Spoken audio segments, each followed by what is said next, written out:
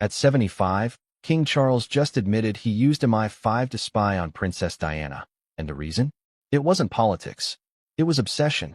For decades, the truth behind Diana's final years was buried beneath royal silence and official denials. But now, in a jaw-dropping confession, King Charles has revealed he ordered Britain's top intelligence agency to monitor her every move. Not because she was a threat to the crown, but because his love for her spiraled into something dark. Bugged phones, intercepted letters, and secret surveillance. This isn't fiction. It's a chilling reality that reshapes everything we thought we knew about their marriage, her isolation, and the tragic end that followed. What did MI5 find? How far did Charles go? And what does this mean for the legacy of the monarchy? You're about to find out. Before we continue, please hit the like button, subscribe to the channel, and turn on the notification bell for updates. It wasn't the kind of confession the world expected from a monarch. Not at 75. Not after decades of silence. Not after the woman at the center of it all had been dead for nearly 3 decades. But there it was, quiet, raw, and chilling. King Charles, no longer the heir waiting in the shadows, but now the face of a modern monarchy, had finally spoken words that cracked the very foundation of the royal legacy. He had Diana followed. He had her watched. And not just by loyal palace aides or whispering courtiers. No, he used the full weight of the British state. MI5, Britain's top domestic spy agency. Their role? To monitor the Princess of Wales. Every move, every call, every secret. The revelation didn't come from an overheard conversation or a leaked palace memo. It came from Charles himself. With trembling hands and furrowed brow, he admitted that the love he once felt for Diana had morphed into something darker. Something unhinged. He claimed it was love, too much of it. But the world heard something else. Control. Paranoia. A man willing to weaponize power in the name of affection. As this bombshell echoed across newsrooms, royal residences, and everyday households, the question exploded. Was this love gone wrong, or tyranny draped in royal robes? Before we dig deeper into this jaw-dropping confession, let's take a moment to consider just how high the stakes are. For decades, the British monarchy has positioned itself as an institution of dignity, stability, and quiet strength. It has weathered storms of scandal, betrayal, divorce, and disgrace. And yet, nothing has ever pierced the veil quite like this. Because this time, it's not just gossip. It's not just a tabloid rumor or a family squabble turned public. This time, it's a king admitting that he crossed a line, a moral, legal, and human line. But why now? Why would King Charles, at this late hour in his life, with the crown finally on his head, open a door most believed was locked forever? The answer, like the confession, isn't simple. It's wrapped in decades of suppressed guilt, unresolved grief, and perhaps, just perhaps, a desperate bid to reclaim what remains of his humanity in the eyes of a public that has never fully forgiven him for Diana's pain. To understand the full weight of this admission, we must rewind the clock. Picture the early 1980s. A fresh-faced kindergarten teacher named Diana Spencer marries the future King of England. The world rejoices. She is young, radiant, full of promise. He is poised, polished, seemingly prepared for a lifetime of duty. But behind palace walls, cracks form fast. While the public saw fairy tale, those within the walls saw dysfunction. Diana grew isolated. Charles grew distant. And love, once shy and hopeful, curdled into suspicion. Diana began to confide in friends. She spoke of feeling watched. She joked, though perhaps not entirely, that the walls had ears. Her phones, she said, clicked oddly. Her whereabouts seemed known before she shared them. She began to suspect the people around her weren't entirely hers. At the time, these suspicions were brushed off. The princess is being dramatic, they said. She's under stress, others insisted. But the confession changes everything. It wasn't paranoia. It was surveillance. And not just any surveillance. This was state-sanctioned intelligence work. Trained agents. Advanced technology. Missions disguised as protection but designed for control. The implications are staggering. What happens when the line between personal emotion and national resources is blurred? What does it mean when a future king taps the state to monitor his wife? Not for security, but because he feared she might drift too far from his grip. These aren't merely royal concerns. These are questions of power, abuse, boundaries, and of course, love, if we can even call it that. The truth is, Diana's life has always carried the weight of tragedy. But this revelation injects a new kind of horror into her story. It reframes her isolation. It colors her final years with a sinister hue. Those nights she cried alone, those moments she whispered secrets into the phone, those days she tried to breathe freely in public spaces, they were all under a watchful eye. Not of her enemies, but of her husband. One must ask, where does love end and control begin? This confession doesn't just challenge our perception of Charles. It challenges the entire narrative the monarchy has crafted over decades.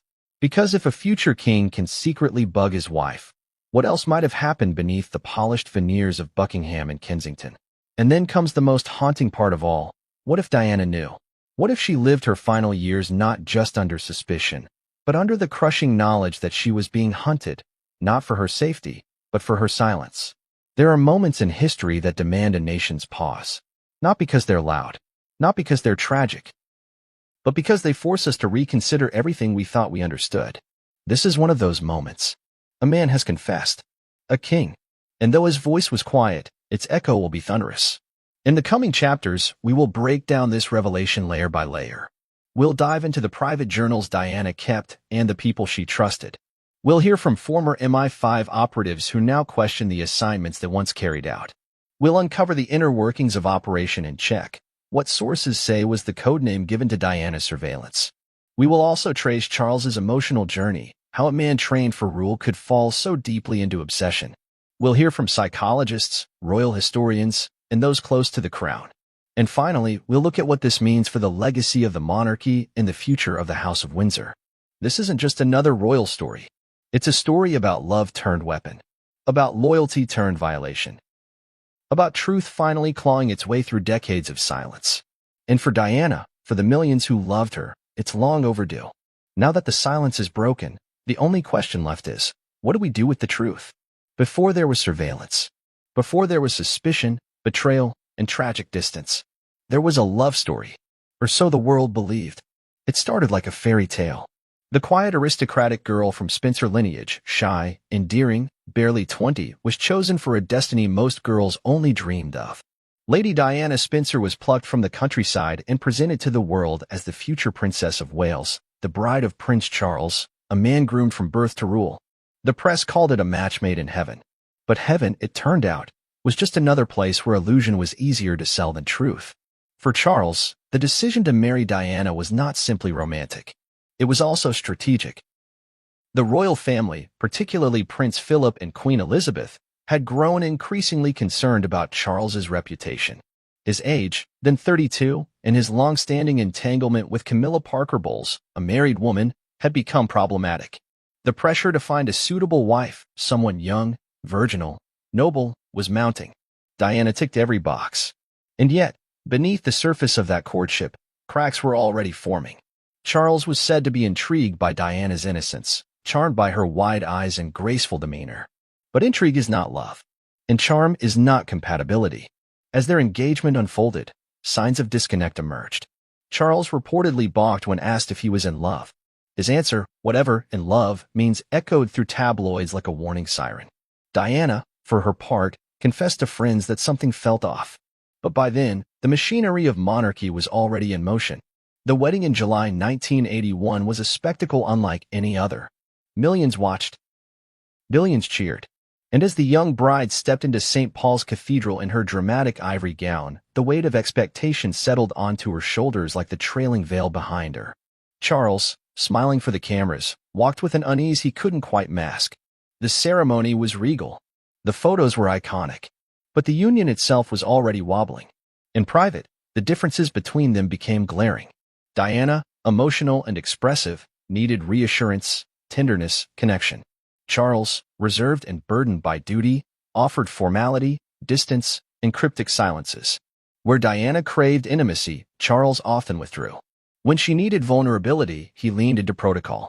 And perhaps most crucially, when she needed fidelity, Charles returned to Camilla. It is important to understand that Charles's feelings for Diana were never entirely absent. He did care for her. But the nature of that care, according to those closest to the couple, was laced with complexity. He was drawn to her public image, the adoration she received, the glowing press, the crowds that chanted her name.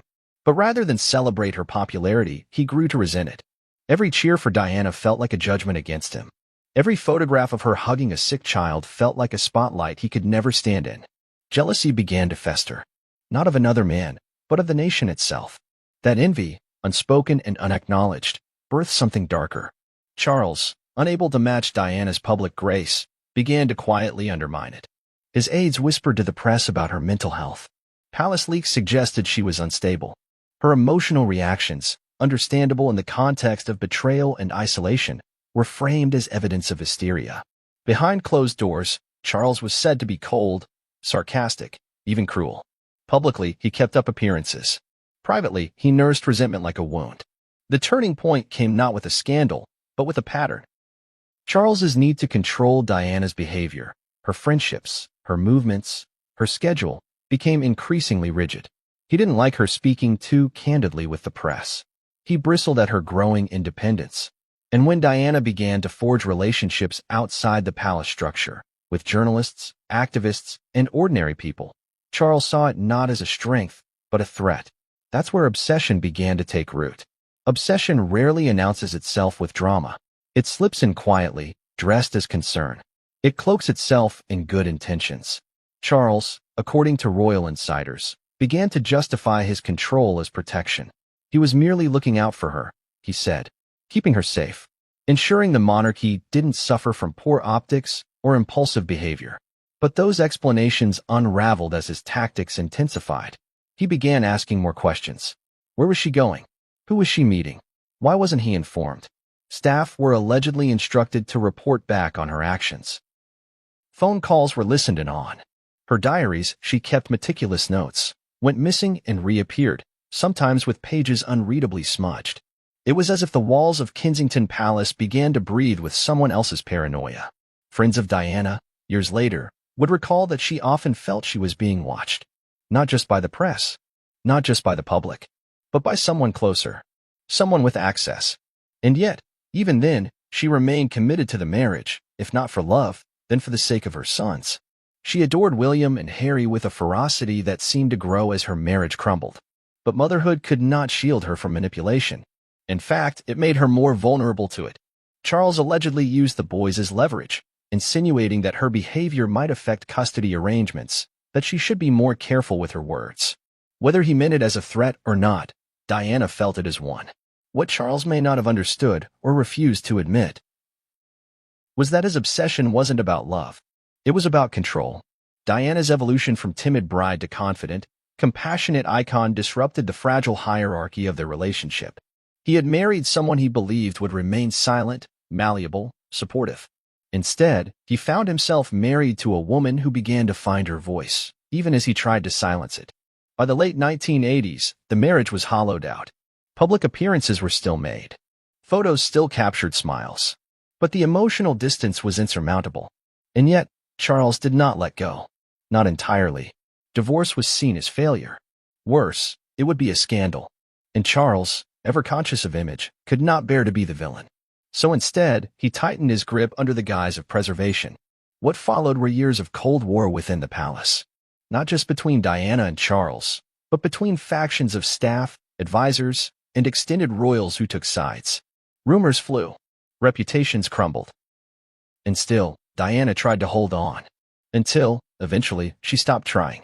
The 1992 publication of Andrew Morton's biography of Diana, based on secretly recorded conversations with the princess, was a seismic event. For the first time, the world heard her side. The eating disorders, the loneliness, the suicide attempts, the emotional torment. Charles was painted as indifferent, if not cruel. The palace was shaken. The public was outraged. And Diana, finally, was heard. Charles responded not with empathy, but with indignation. His image had been damaged. His authority challenged.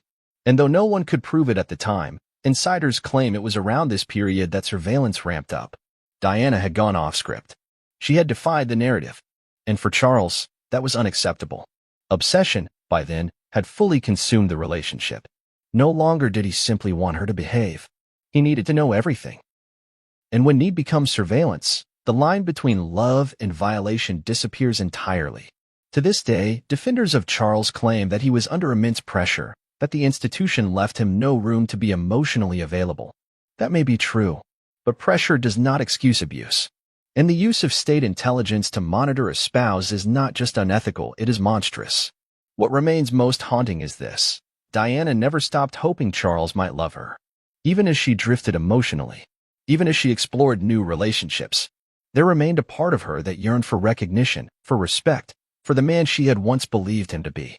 Charles's recent confession reframes all of this. The distance, the surveillance, the cold silences. They weren't just symptoms of a broken marriage. They were symptoms of a man who believed his love gave him license to dominate, to watch, to erase boundaries. This was not a royal romance. It was an emotional hostage situation dressed in velvet and gold. As we move into the next chapter, we will explore how Diana lived with the weight of being watched, what she suspected, and how she began to push back against a system designed to silence her. Because before Diana died, she did something no one expected. She started fighting back. There is a unique kind of isolation that comes with fame. When a person is admired by millions, adored on every continent, and followed by flashing cameras at every turn, the idea of privacy becomes a myth. But for Diana, Princess of Wales, it wasn't just the media she had to fear. It wasn't only the paparazzi or the tabloids. Her most persistent observers may have been those she never saw. And they weren't working for the press. They were working for the crown. From the earliest days of her marriage to Prince Charles, Diana understood that she would never again live a life of anonymity. But she did not expect to be hunted. She did not expect that every glance over her shoulder might lead to a government-paid shadow, nor that her whispered phone calls to friends might be intercepted, documented, and stored in classified files under her husband's name. The reality was far more disturbing than paranoia, because it wasn't just that Diana felt watched. She was. To the outside world, she was a fairy tale princess. Blonde, graceful, impossibly photogenic. She wore sapphire engagement rings and walked beside kings and popes. She visited hospitals, comforted AIDS patients, walked through minefields in Angola. The world loved her. They called her the people's princess. But inside the walls of Kensington Palace, her life was becoming unrecognizable to the woman she once was. Diana had always been sensitive to atmosphere. From a young age, she could sense shifts in energy, changes in tone, moods that weren't voiced aloud. This instinct served her well with the public. She could read crowds, connect with strangers, speak to wounded souls in a way few royals ever could. But that same sensitivity made her hyper-aware of the forces moving around her behind closed doors. It made her attuned to patterns, subtle ones. Like conversations that were repeated back to her after she swore she'd only shared them over the phone. Like staff members who suddenly seemed to be answering questions she hadn't asked aloud. Like her own thoughts being reflected in decisions she hadn't spoken about. These incidents accumulated like water dripping into a glass. Not enough to spill over at once, but enough to fill her with dread over time. She began to talk about it in confidence. To her bodyguard. To her therapist. To a few trusted friends. She told them she thought her phone might be tapped. That she was being followed. That she had seen unfamiliar vehicles parked outside her apartment in London. She even went so far as to call out the existence of listening devices in her rooms. Most people, even those close to her, chalked it up to stress. Some suggested she was becoming paranoid.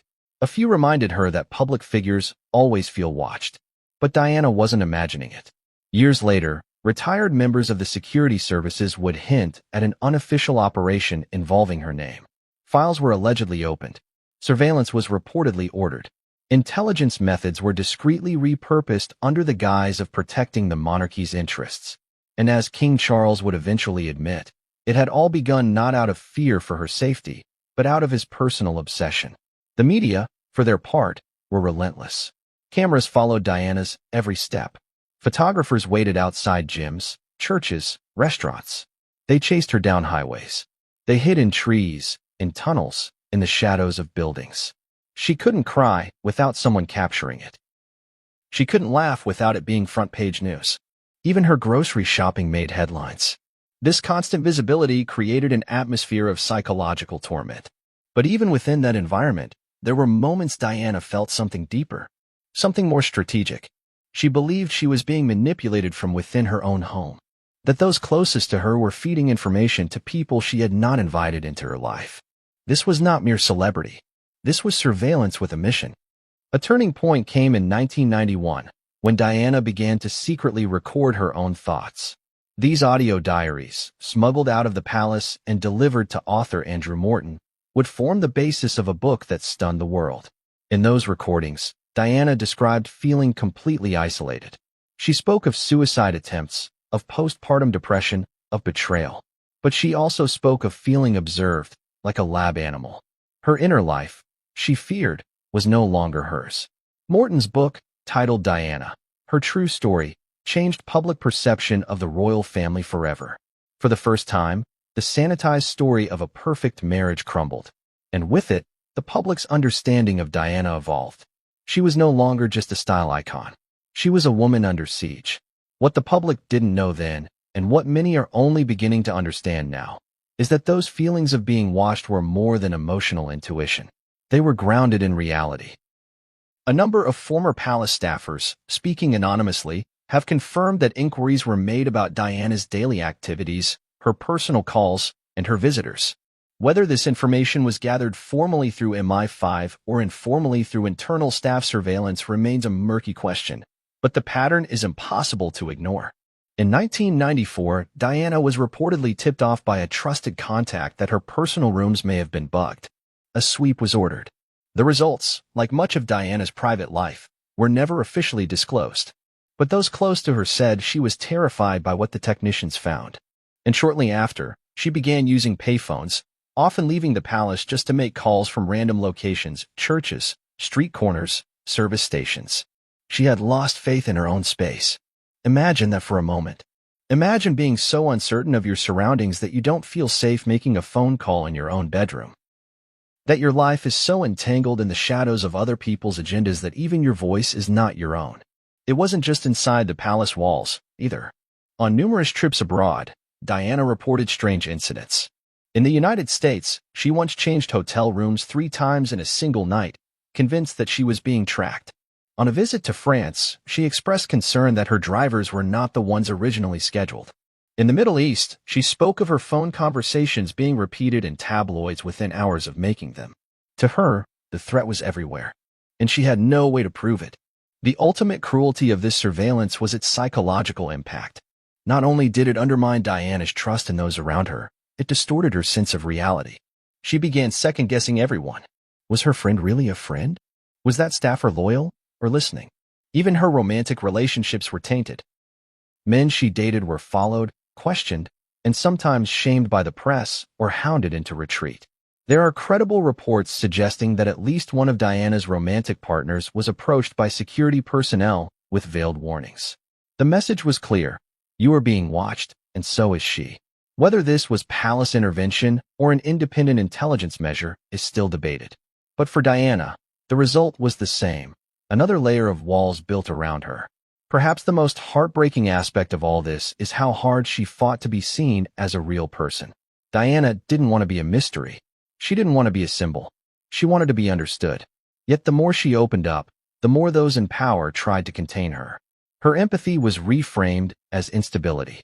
Her emotional intelligence was rebranded as vulnerability. Her authenticity became a liability. And so, she became a target. Not just of photographers or gossip columnists, but of systems meant to control and silence. Years later, a former MI5 operative, speaking under strict anonymity, confessed that operations involving Diana had become deeply conflicted. The original justification, they said, was protection. But the real reason was much more personal. We weren't tracking her because she was a threat, the source said. We were tracking her because someone wanted her held in place. The full scale of that surveillance may never be known. Files remained sealed. Names remained hidden. But Diana's instincts were right. She had been watched.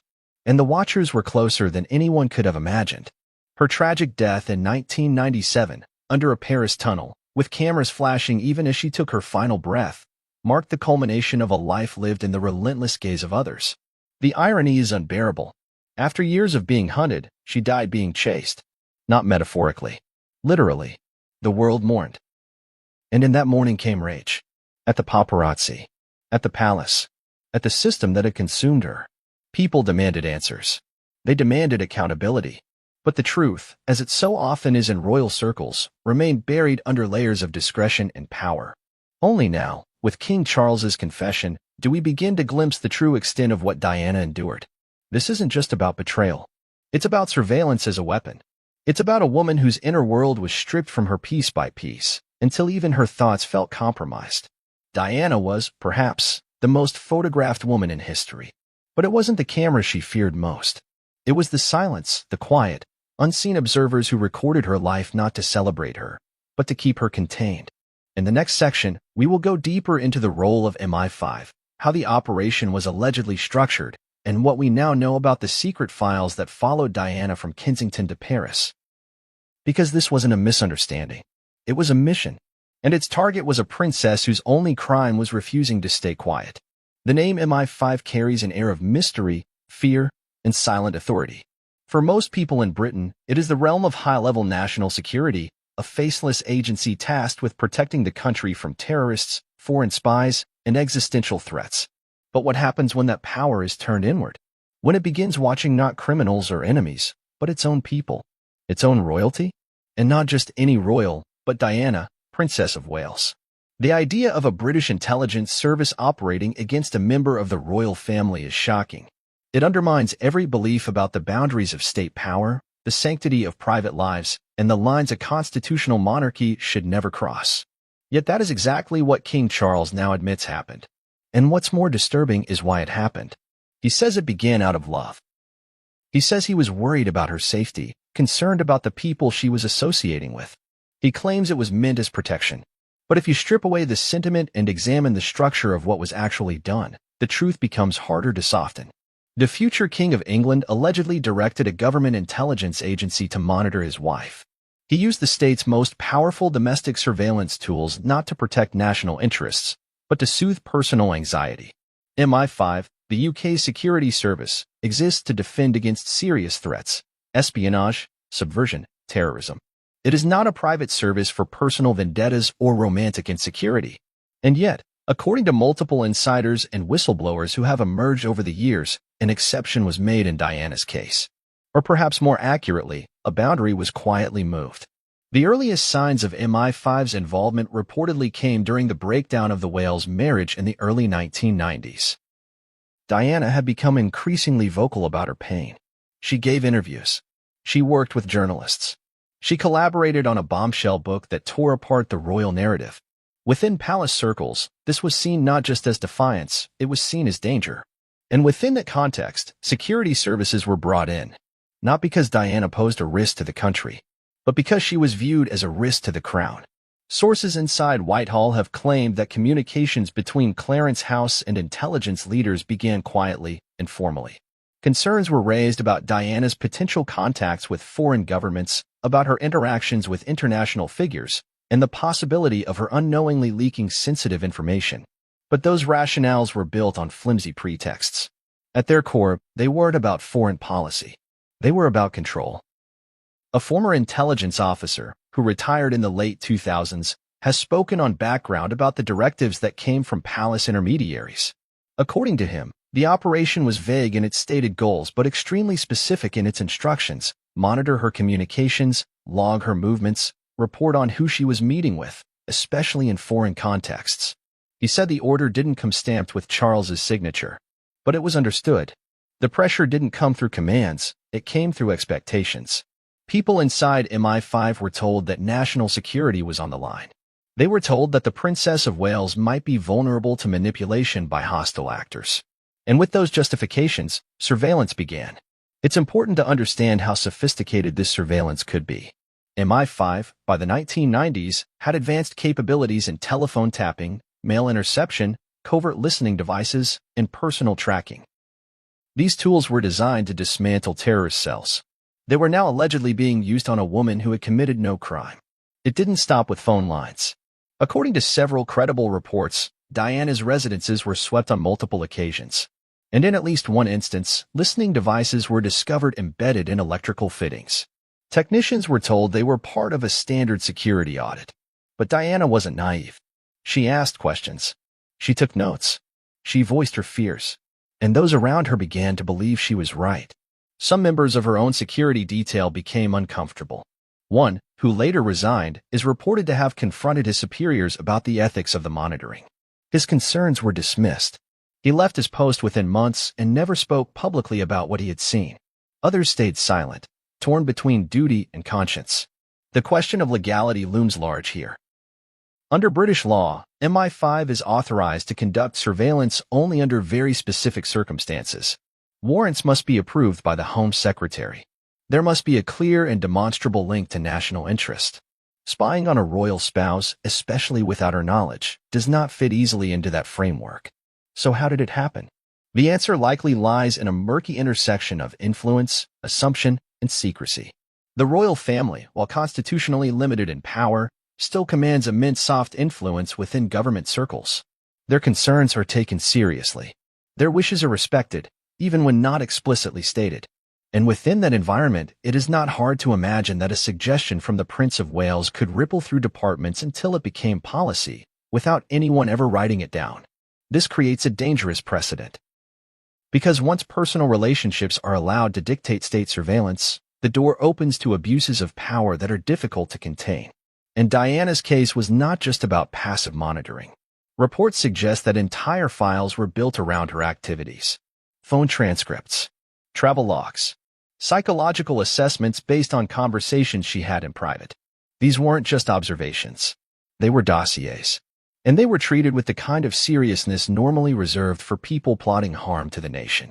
One of the more disturbing revelations comes from a document leaked to a foreign intelligence partner in the early 2000s.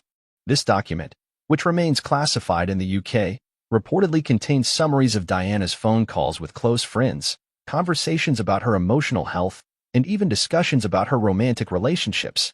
It was shared under the guise of interagency cooperation, but the content shocked even foreign analysts. One of them described it as voyeurism disguised as security. Even Diana's trips abroad came under the microscope. Her visit to Angola to campaign against landmines was widely praised as a humanitarian triumph. But according to leaked records, MI5 officers shadowed the trip, documenting not just who she met with, but how long the meetings lasted and what topics were discussed. Her advocacy, while celebrated publicly, was internally treated as a political variable, something to be watched and potentially managed. There were also whispers that Diana's calls were not just listened to but manipulated. In at least one instance, she told a friend that she believed her voicemails were being erased or edited. She couldn't prove it, but she stopped leaving messages after that. Trust, once eroded, never returned. The emotional toll of this operation cannot be overstated. Being watched is not just an inconvenience. It is a form of psychological torture. It strips a person of their sense of self. It creates an atmosphere of constant second-guessing. Every move becomes calculated. Every sentence weighed. And for Diana, who was already battling depression, the weight became unbearable. Charles, in his recent admission, has claimed that his intent was never to harm, that he was driven by love. But love, when mixed with power and paranoia, becomes a dangerous thing. He did not stop the operation. He did not intervene when Diana expressed distress. Instead, he let it run. And by doing so, he weaponized the tools of the state against the mother of his children. MI5, for its part, has never publicly commented on these allegations. Their policy is to neither confirm nor deny involvement in any specific case. But internal reforms in the late 1990s suggest that questions were asked. Oversight was increased. Guidelines tightened. It is possible, though not confirmed, that Diana's surveillance played a role in those reforms. What remains most tragic is that none of this was necessary. Diana posed no threat to the nation. Her work helped countless people. Her voice brought visibility to causes the government ignored. She wanted freedom, not revolution. She wanted dignity, not power.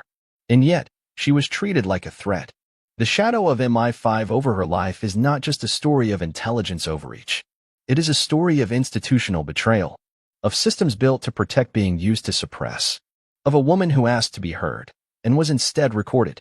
As we move into the next section, we will explore the secret designation of Operation in Check, the alleged code name for Diana's surveillance program, and the structure it followed behind palace gates.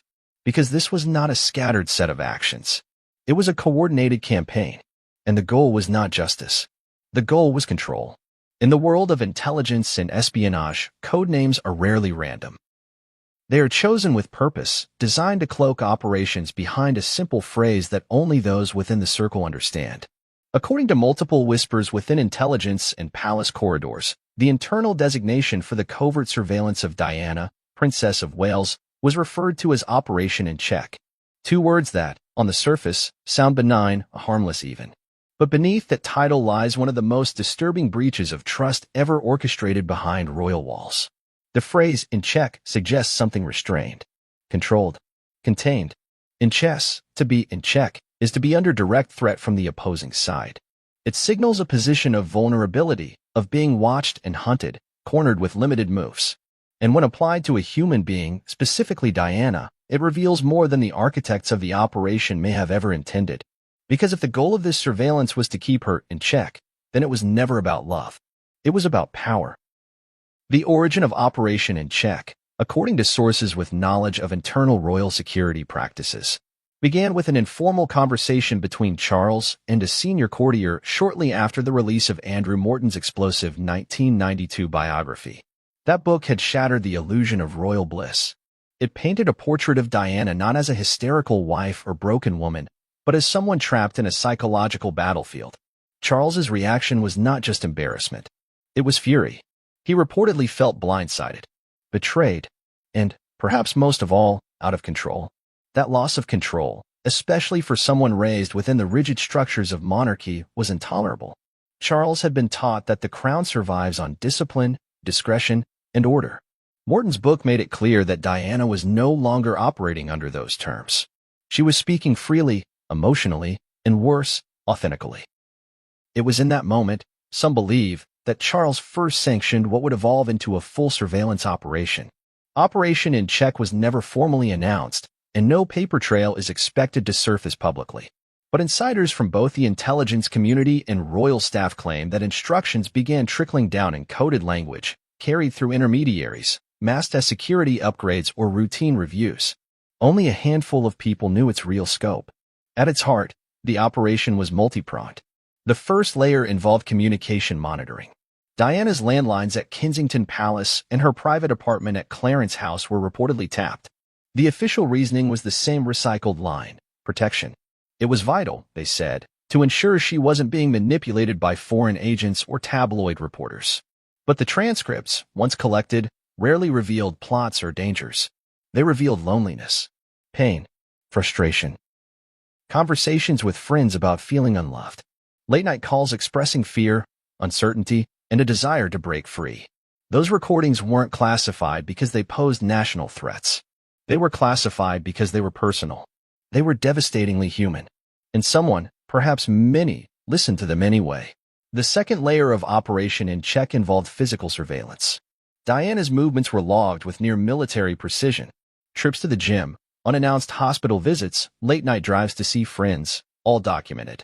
MI5 personnel were occasionally embedded as undercover agents in public spaces she frequented. Restaurants, galleries, even charity events. Not to intervene, just to watch. This constant monitoring extended to her private life. Every man she dated, whether serious or casual, was investigated. Their backgrounds examined. Their conversations listened to. Several of Diana's relationships were believed to have ended prematurely because of behind-the-scenes interference. Friends of hers recall boyfriends being intimidated, warned, or quietly blackballed from events. Diana, despite her royal title, could not live like a free woman. The third layer of the operation was psychological profiling. This part of the campaign involved collecting insights from therapists, former teachers, and even friends who were coerced into sharing personal anecdotes. Some of them believed they were assisting in a security matter. Others later expressed deep regret. These profiles were used, not to help Diana, but to anticipate her reactions, her vulnerabilities, her breaking points. This information was then weaponized, used to manipulate narratives in the media, to counteract public sympathy, to paint her in ways that aligned with the palace's chosen version of events. When she cried on camera, she was unstable. When she smiled with strangers, she was seeking attention. These interpretations didn't arise naturally. They were cultivated. One of the most insidious aspects of Operation in Check was how thoroughly it blurred the line between private and public manipulation. Charles, through intermediaries, is believed to have used this intelligence not only to monitor Diana but to shape public opinion about her. Information leaks, selective and timed, would make their way into friendly tabloid outlets. Editors would receive tips, usually unattributed, that just happened to coincide with major royal events. It was character assassination by 1,000 cuts, and Diana, though aware something was happening, could never quite trace it. In 1995, she sat down with Martin Bashir for the now infamous Panorama interview. During that conversation, she said words that echoed like a scream into the void. "There were 3 of us in this marriage," she said, referring to Camilla. But it wasn't just Camilla. There was also a machine behind her husband, a network of influence, power, and secrecy designed to control narrative and silence dissent. Her voice, in that interview, cut through decades of decorum. It was defiant, unapologetic, and devastating. What the public didn't know at the time was that by the time of that interview, Operation in Check was at its peak. Diana's emotional state had been cataloged, her personal fears noted, her every move pre-anticipated. And still, she spoke out. Her bravery, in hindsight, becomes all the more staggering. Following the interview, several things happened quickly. Palace officials met in emergency briefings. Charles's team allegedly contacted legal advisors about containing the fallout. MI5 involvement was neither confirmed nor denied internally, but according to sources, agents were quietly withdrawn from certain monitoring posts. There was concern that too much attention would unravel the network that had been built. They were right to worry. In the years that followed, Diana's activities began shifting. She became more mobile, less predictable. She changed routines, used alternate transportation, made phone calls from outside the palace. Some believe she had learned just enough about Operation in Check to begin circumventing it. Others think she was simply exhausted by the feeling of being owned. Whatever the reason, her last years were marked by a strange duality, immense public love and deep personal fear. Operation in Check, according to insiders, was quietly wound down following her separation from Charles and the finalization of their divorce. But certain elements of it continued. Files remained active. Her phone was believed to still be tapped. And when she began dating Dodi Fayed, the son of a wealthy Egyptian businessman, reports suggest that intelligence services, including foreign ones, reignited their interest. By the time of her death in 1997, Diana was no longer just a princess. She was a global figure, a humanitarian, a woman who had successfully redefined what it meant to be royal without following any of the traditional rules. And for that, she remained a threat to narratives, to image, and to control. King Charles's recent admission changes everything. By acknowledging that he was behind the surveillance, or at the very least complicit in it, he has shattered decades of denials. But his confession also raises a critical question. Why now? Some believe it is guilt. Others believe it is strategy, a calculated move to preempt further revelations. Perhaps it is both. What matters more than motive, however, is the acknowledgement of harm. Because Diana was not just watched. She was hunted. Emotionally, psychologically, and logistically. And her pain was exploited for power. Operation in Check was not a policy. It was a pattern. A coordinated effort to keep a woman silent through fear. It succeeded only in breaking her heart. As we move into the next section, we will examine the confession itself, how Charles said it, where he said it, and what his words really mean. Because behind every apology is a truth. And sometimes, that truth is darker than anyone is prepared to face. The world has known many royal confessions, some whispered behind palace doors, others leaked in hushed tones by disgruntled staff or close friends. But very few have come directly from the lips of a monarch, and fewer still with the devastating clarity of a truth long buried. When King Charles, at the age of 75, finally broke his silence about the covert surveillance of Princess Diana, it was not in a grand address or formal televised statement. It was in a quiet moment, almost understated, yet powerful enough to shift public perception and historical memory in an instant. There had been rumors for months that something was coming. Whispers of a long-awaited memoir. Muted talk of a pre-recorded interview with a trusted journalist. Charles, known throughout his life as a guarded man, had become increasingly contemplative in his public appearances. He spoke less of global policy and more of personal responsibility. Some attributed this to age, others to the changing tides of public scrutiny in the social media era. But no one was truly prepared for what came. The confession emerged during a filmed conversation that was meant to be a reflective look back on his reign so far. A legacy interview. A curated look into his thoughts on duty, the environment, family, and monarchy. Sitting in a sunlit study at Clarence House, Charles appeared composed, the lines of age etched gently across his face, his voice measured and deliberate. For the first hour, the discussion remained standard fare, his passion for climate change, his fondness for interfaith dialogue, his thoughts on the evolution of the Commonwealth. Then came the shift. The interviewer, a respected figure in British media, broached the subject of Princess Diana. The room became still. Charles's expression did not change immediately, but his tone softened. He paused before answering. And then, he said something that silenced the room, and, soon after, the world. "I was deeply in love with her," he began, eyes fixed on something far beyond the camera. "But that love, as strange as it may sound, became a kind of prison for both of us." The interviewer allowed the silence to hang. Charles continued, "I was consumed with worry. About her, about the public pressure, about the way she was changing before my eyes. And I began to make choices that were less about protection and more about possession." He didn't name the operation. He didn't use the word surveillance directly in the opening lines. But the implication was unmistakable. "I asked questions I shouldn't have asked, made requests I shouldn't have made. Not as a prince, not as a husband, certainly not as a man who claimed to love someone." At this point, the interviewer leaned forward and asked the question outright. "Are you saying that you instructed people to monitor Princess Diana? To watch her movements, listen to her conversations?" Charles didn't look away. He nodded. "Yes, I did." The words landed like a thunderclap. It was not hedged, not qualified, not politically polished. It was an admission of a royal orchestrating the surveillance of his own wife through the levers of state power. He elaborated, slowly. "I believed it was the only way to understand what she was going through. She had pulled away. She was speaking to people I didn't trust, giving interviews, making decisions that didn't align with how I had been taught a royal should behave.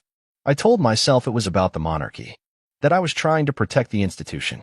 But the truth is," here he paused, clearly fighting emotion, "the truth is, I was afraid she would stop loving me. And that fear made me do things I cannot defend." The room remained still. The interviewer gave him space, perhaps understanding that anything more forceful might close the door that had just been opened. Charles continued, "I authorized people I trusted to collect information. I didn't always ask how it was done. I didn't want to know. I told myself it was security, that I had a right to ensure her safety. But in my heart, I knew. I knew what it really was.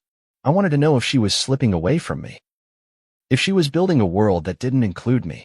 It was, in many ways, the most vulnerable Charles had ever been in public. A man raised in stoicism, trained in restraint, unraveling the truth of a decades-old deception. And in doing so, he reshaped the story not only of Diana's life, but his own. What made this moment so significant was not just the admission itself, but the clarity with which it was expressed. He did not blame others. He did not suggest he was manipulated by staff or misled by advisors. He took responsibility. "I should have spoken to her," he said quietly. "I should have listened better. But I didn't know how to have that kind of intimacy. Not then." He acknowledged that the surveillance continued even after their separation. "I was told she was spending time with men who might exploit her, that she was vulnerable to foreign influence. I wanted to believe those were legitimate concerns. But looking back, I know those fears were magnified by my own ego." This was not a strategic admission crafted by palace lawyers. It was raw, at times meandering, filled with emotional contradictions. And that's what made it feel real. The aftermath of the interview was immediate. Media outlets across the globe replayed the clip on loop. Headlines screamed with varying tones of shock, outrage, and vindication. Social media erupted with debates. Some praised Charles for his honesty. Others condemned him for admitting to something so invasive, so unethical, with what they saw as too little remorse. But perhaps the most significant reaction came from those who had stood by Diana for decades, friends, former staff, allies who had long suspected she was being monitored but never had proof. One of her close confidants, speaking anonymously to a major publication, said, "She always knew. We thought she was just afraid of the press. But now we understand. She was afraid of him." Another former aide said, "The saddest part is that Diana spent the final years of her life questioning her sanity, wondering if she was imagining things. And all along, she was right." Charles's confession didn't close the chapter on this story. If anything, it opened a dozen more. Questions about legality surfaced immediately. Had MI5 knowingly participated in domestic surveillance without proper oversight? Were royal directives ever officially recorded? Could there be grounds for a historical inquiry? More pressing for the public, however, was the ethical question: what kind of monarchy justifies spying on its own? The palace released a follow-up statement 2 days later. It was careful, diplomatic. It acknowledged the interview. It reiterated the king's deep personal regret. It emphasized that the actions described had taken place during a difficult time, before Charles ascended the throne, and that they should not be seen as reflective of the modern monarchy. But many were unsatisfied. The deeper emotional truth buried in Charles's confession is this: he loved Diana in a way that was both deeply human and tragically broken. His version of love was filtered through generations of royal protocol, emotional repression, and institutional fear. He could not love her freely, and when he began to lose her, he tried to hold on through control. That control manifested in the most devastating way possible. Diana was never truly free. Not in her marriage. Not in her public life. Not in her private moments. Her intuition told her she was being watched. Her friends worried she was becoming paranoid. But the man she once married knew the truth and kept it from her. When Charles finally said it aloud, when he removed the last mask, he offered the world a glimpse into the emotional and institutional rot that had destroyed their marriage. Not with rage, but with regret. "I loved her," he said again at the end of the interview, voice nearly breaking. "But I didn't know how to show it. And by the time I realized what I'd done, it was too late." As the camera faded out and the room returned to silence, the impact of those words lingered, not just for royal watchers or historians or legal experts, but for everyone who had ever wondered what had truly happened behind the closed doors of the House of Windsor. What Charles had said could not be undone. It could not be unsaid. And it changed everything. In the next section, we will examine the reactions within the palace and among those closest to Diana. We will ask, who knew what and when? What role did staff, advisors, and even other royals play in sustaining this operation? Because a secret of this scale could not have been kept by one man alone. The truth, when finally spoken by King Charles at the age of 75, pierced through decades of doubt and speculation. His confession that he ordered, or was at least complicit in the surveillance of Princess Diana, landed like a thunderclap across the United Kingdom and far beyond.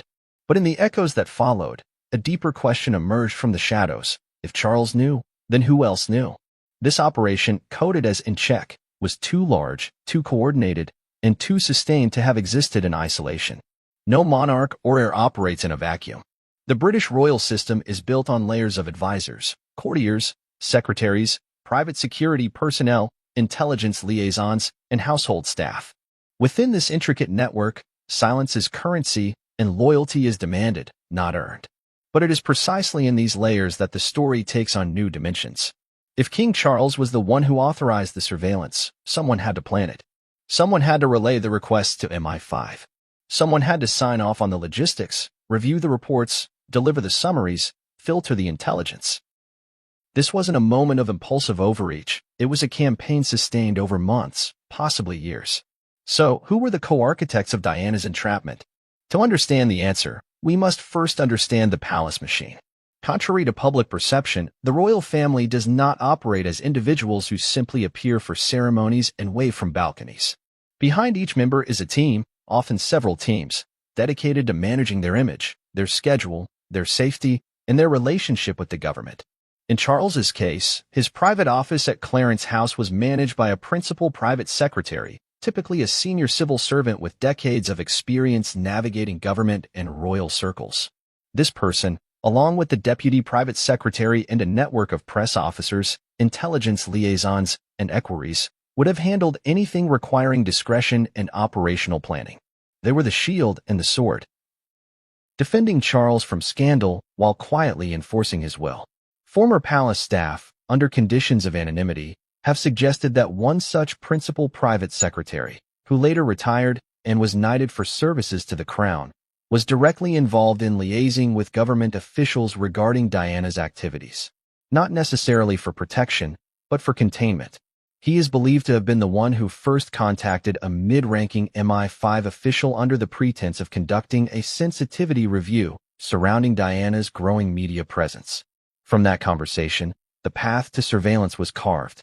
It wasn't a single request. It was a slow build. First, a question about Diana's security detail. Then, a concern about an unauthorized interview. Then, curiosity about who she was meeting privately. Each question, on its own, seemed manageable. Together, they formed the spine of a surveillance dossier. Then came the private security coordinators. Former military officers turned royal aides whose job was to oversee Diana's daily movements. Several of these men were allegedly instructed to keep detailed logs of her activities, even when she requested privacy. They noted when she left the palace, where she went, how long she stayed, who she spoke to. These records, according to a whistleblower, were routinely copied and sent upstairs to Charles's office. One former guard recalls being told, "Don't question the orders. Just record what you see." At the time, he thought it was part of standard security protocol. Only later did he realize the information was being used not for Diana's protection, but for Charles's peace of mind. Then there is the question of Queen Elizabeth II. Did she know? The late queen, revered for her discretion and steadfast neutrality, kept a deliberate distance from family scandals during her reign. She never commented publicly on the Morton book, the Panorama interview, or the rumors of Charles's infidelity. But palace insiders describe her as being far more informed than the public ever realized. According to a source who worked closely with the Queen's private secretary in the early 1990s, there were regular briefings provided to her that included summaries of public perception, press coverage, and the internal status of each royal household. These briefings were said to be curated, carefully worded, diplomatically presented, but they painted an honest picture. It is difficult to believe that the Queen was unaware that Diana's phones were being tapped or that intelligence reports were being filtered through royal channels. And yet, if she knew, she did not stop it. Whether this was an act of passive complicity or a conscious decision to maintain institutional stability is unclear. But in either case, the silence speaks volumes.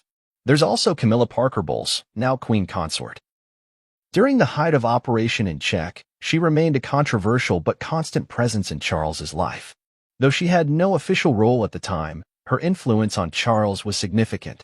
Friends say she often urged him to take control of the situation, frustrated by Diana's growing independence and media dominance. Whether she knew of the surveillance specifically remains unproven, but she was certainly part of the inner emotional circle that shaped Charles's views on Diana during that period. Beyond the royal family, there were government figures who must have facilitated the logistics. Any intelligence operation involving MI5, even informally, would have required at least tacit approval from officials within the Home Office or the Cabinet Office. Former officials have stated that the palace occasionally requested discreet updates on various royals' public engagements, especially when they involved international travel or sensitive political events. It's in this gray area, where royal interest overlaps with national security, that plausible deniability becomes a shield. No one admits to authorizing surveillance. No one signs a direct order. But everyone understands the expectation. The press office at Buckingham Palace also played a role.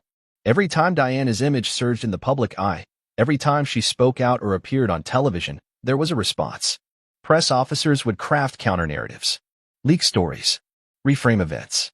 And often, their talking points were remarkably precise, so precise that many now wonder if their scripts were informed by intelligence briefs. One former palace press secretary reportedly said, "We knew things before the tabloids did. Not because we guessed, but because we were told." And then there were the courtiers, the permanent fixtures in royal households who served for decades across multiple reigns. These individuals wield quiet but immense power. They manage access. They decide who sees what. They are the keepers of the castle's rhythm. And some of them, without question, helped keep Diana in check. It was a systemic effort, a culture of control, and even those who questioned it found themselves silenced or removed. There are stories of aides who left their posts abruptly, of guards reassigned after asking too many questions, of staff warned to remain loyal to the crown in all matters, even when it involved lying to the woman they were supposed to protect. Perhaps the most tragic part of all is that Diana herself suspected this all along. She once told a friend, "They all work for him. Even when they smile at me, they report back to him." She was right. After Charles's confession, some of those who served during the era began coming forward, not with official statements, but through anonymous testimonies. A former MI5 handler described the internal discomfort of being asked to track someone who posed no threat.